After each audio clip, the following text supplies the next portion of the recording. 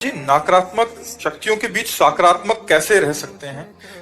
बाहर बहुत व्यभिचार, मांस मदिरा कारोबार ये सब होता है। मन कुछ नहीं हो रहा। हमारे दिमाग में जो हो रहा है उसे हटाना है बस। किसी का भी हो, हमारे दिमाग में जो हो रहा है उसको हटाना है बस। आप अपना चश्मा बदल दीजिए तो पूरी सृष्टि बदली नजर आएगी। सृष्टि को आज तक किसी ने नहीं बदल पाया। देखो, हमारी दृष्टि बदली तो पूरी सृष्टि बदल जाएगी। तुलसीदास जी की दृष्टि बदली तो सिय राम मैं सब जग जानी, करो प्रणाम जोरी जुग पानी। अगर हमारी दृष्टि ठीक है तो सृष्टि ठीक है, हमारी दृष्टि खराब है तो सृष्टि खराब। अपने दिमाग की ये जो गंदी बातें इनको हटा दो। आपका दिमाग जहां स्वस्थ हुआ, हमको सब भगवान हमारे आते हैं इतने रूपों में। जैसे एक बार कोई ऐसा आया था जो मदिरा पीता है और मांस खाता है, और उसको लोगों ने कहा कि बाबा के सामने कैसे पहुंच गया, इसको नहीं जाना चाहिए। तो हम कहा वो क्या जाने, इसको जरूर आना चाहिए। बीमार आदमी अस्पताल नहीं आएगा तो और क्या आएगा? स्वस्थ आदमी आया अस्पताल तो कोई बड़ी बात है क्या? बीमार आदमी आवे, ये बीमार है बेचारे, ये तो संतों के विशेष कृपा पात्र है। तो हमें अपने दिमाग का बुरा जो देखन मैं चला, बुरा न मिलिया कोई, जो दिल खोजू आप लो तो हमसे बुरा ना है। महाराज जी, कभी कभी नकारात्मक लोगों को सकारात्मक ज्ञान दें तो खुद ही दुश्मन नजर आने लग जाते हैं। हमें लगता है ज्ञान देने की एक पद्धति है, सबको ज्ञान नहीं थोपना चाहिए, ये भी बात समझो। हमें आदत अधिकारी जब पावें, आदत अधिकारी जब पावें, गूढ़ तत्व न साधु दुरावें। जैसे आपसे कोई जुड़ा और आपको देखता है सत्संगी है, बहुत अच्छे आचरण, तो यार मेरा सुधार कैसे हो, अब आप बोल सकते हो। ऐसे उपदेश ले दिया जाता, अवसर पर दिया जाता है उपदेश।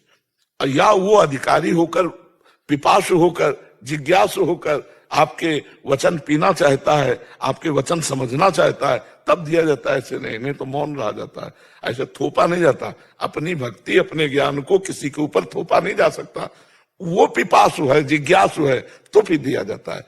तो मौन रहो, नाम जप करो। आपसे कोई, आपकी टेबल में कोई शराब पी रहा है, कोई मांस खा रहा है, कोई अलग अलग, मान लो ऑफिस में हो, तो आपको क्या करना है? आप पानी पियो, उनका विरोध नहीं, उनमें भगवान को देखो।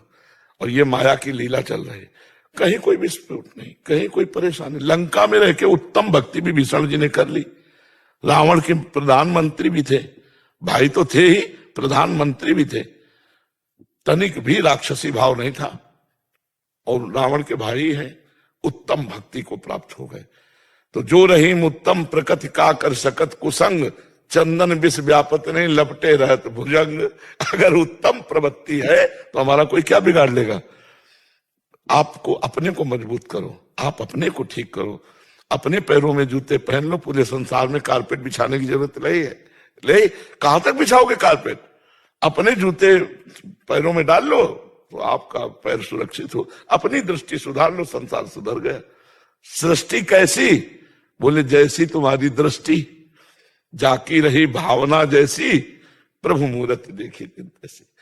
दुर्योधन को कभी भगवान भजन से होता है, वो भजन करता नहीं था। देखो परिवर्तन विदुरानी जी का किस कोटि का।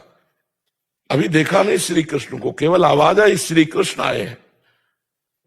देहातीत स्थिति, क्योंकि भजन कर रही थी, इसलिए नाम जप और बढ़ाओ, नाम जप बढ़ाओ, आप में सामर्थ्य आएगी, दूसरों के दोष आपके प्रभाव से नष्ट हो जाएंगे। बोलना कम और संकल्प ज्यादा कि हमारे मित्र शराब पीना बंद कर दें। आपका भजन है, वो जाकर उनकी बुद्धि को शुद्ध कर देगा।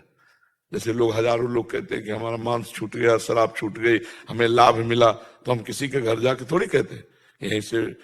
अब वो भगवान काम कर रहे हैं, वाणी के द्वारा भगवान काम कर रहे हैं। भगवान की कृपा वो सब जीवों को सुधार दे। जो पूरी सृष्टि के स्वामी भगवान है ना, तो वो सब कर रहे हैं। तो हमें चाहिए कि हम ये सृष्टि का कार्य भगवान के ऊपर छोड़ दें, और अपना संभालने का भार जो हमारे अंदर दुर्गुण, हम प्रभु से प्रार्थना करके उनको दूर करें और नाम ले। प्रयास हमारा, सफलता भगवान के हाथ में। ये सृष्टि भगवान के हो जाने, हमारे समीप जो है वो सुधर सकते हैं तब जब हमारे अंदर भजन बल होगा, भजन बल नहीं होगा तो नहीं सुधर सकते, पक्का समझ लो। भजन बल से सुधारा जा सकता है। तो पहले तुम खुद बलवान बनो कि काम तुम्हें परास्त न कर पावे, क्रोध तुम्हें परास्त न कर पावे, तब तो दूसरे को सुधारने की बात सोचे। अभी तो हम चले हैं और अगर प्रहार हो गया तो देखो, आप कह नहीं रहे लोग हमारे दुश्मन बन जाते हैं, तो ये भी बात नहीं आनी चाहिए। तुम करो दुश्मनी, हम करेंगे तुमसे प्यार और तुम्हें बदल के दिखाएंगे तुम्हें।